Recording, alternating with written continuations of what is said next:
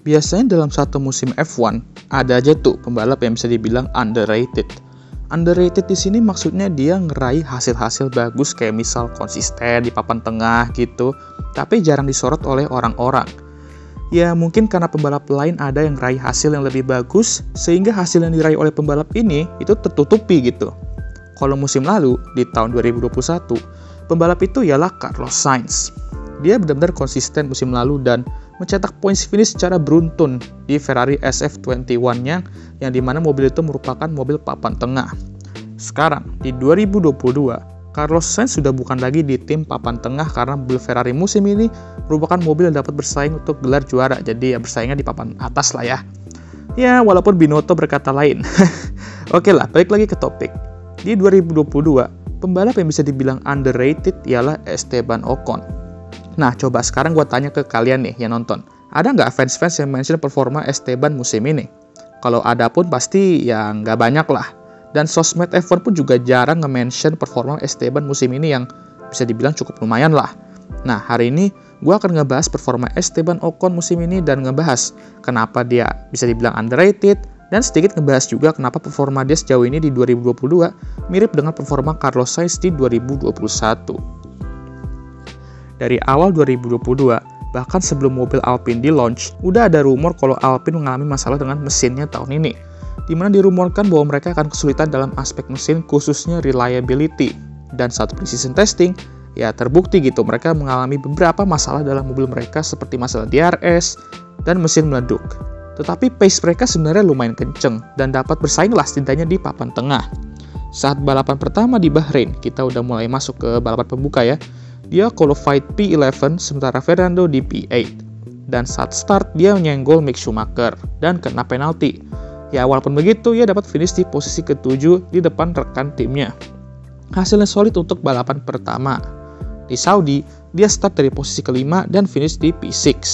Sepanjang balapan itu dia battle dengan Fernando dan menyajikan duel Pink Panther yang cukup seru. Tetapi ya, banyak fans, khususnya fans Fernando, marah ke Esteban kenapa dia duel dengan rekan timnya sendiri dan kehilangan banyak waktu dengan George Russell di depan. Well, walaupun pada akhirnya mereka disuruh hold position, tetapi kayaknya udah telat lah ya saat itu, dan yang paling apes lagi, Fernando harus DNF di balapan itu karena masalah mobil. Di Australia, dia qualified P8 dan finish di posisi ke-7. 3 points finish di 3 balapan pertama. Startnya solid untuk Esteban dan momentumnya udah dapet nih, tinggal dijaga aja. Di Imola, masalah gearbox membuat dia harus start di P19 di sprint race dan finish di P16 di sprint race-nya, dan start di situ untuk balapan besoknya. Sayangnya, dia hanya mampu finish di posisi ke-11 di race dan apesnya lagi kena penalti dan turun ke posisi 14. Tidak dapat poin untuk balapan ini, dan di Miami, dia crash di free practice sehingga dia tidak bisa ikut qualifying dan harus start dari belakang. Di race, dia mampu finish di posisi ke-9 dan naik ke posisi ke-8 setelah rekan timnya Fernando Alonso kena penalti. Di Spanyol, dia qualified P12 dan finish di posisi ke-7 di depan Fernando yang finish di posisi ke-9. Di Monaco, dia qualified P10 tetapi kembali gagal meraih poin di balapan saat dia hanya finish posisi ke-12 di balapan dengan kondisi yang cukup tricky lah karena hujan dan sempat ngering juga lah di akhir-akhir. Di Azerbaijan, dia qualified P13 dan finish di posisi ke-10 dengan ban yang ya bisa dibilang lebih tua lah dibandingkan dengan yang lain. Di Kanada, dia qualified P7 dan finish di posisi ke-6 di depan rekan timnya lagi-lagi. Di Inggris, dia mengalami masalah saat Q2 dan dia harus start dari posisi ke-15. Di race, dia sedang berada di posisi yang cukup bagus untuk meraih poin yang lumayan banyak, sampai akhirnya mesinnya mengalami masalah dan dia harus DNF.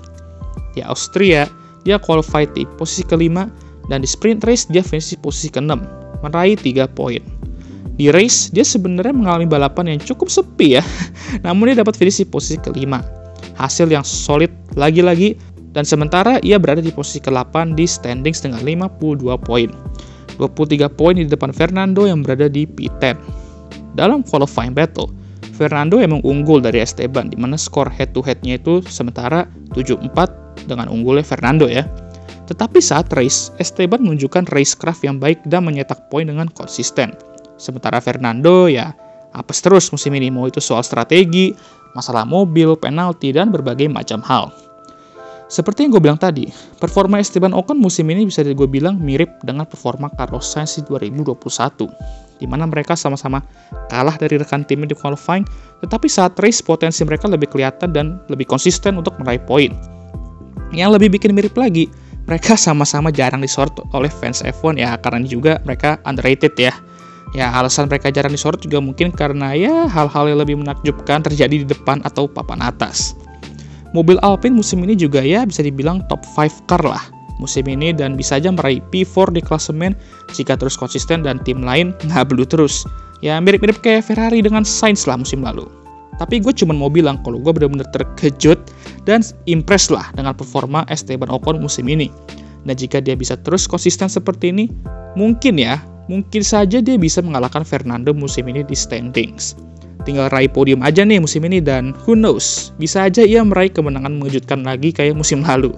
Kemungkinan ini dapat terjadi ya besar, tapi kita lihat aja lah nanti ya. Sekian dari video ini, bagaimana menurut kalian? Apakah menurut kalian performa Ocon musim ini benar-benar underrated seperti performa Carlos Sainz di 2021? Silahkan komentar di kolom komentar, dan jangan lupa juga untuk like, subscribe, dan share video ini. Dan jangan lupa juga untuk nyalakan lonceng notifikasi agar kalian semua tahu ketika gue mengupload video baru. Dan I'll see you guys next time. Goodbye.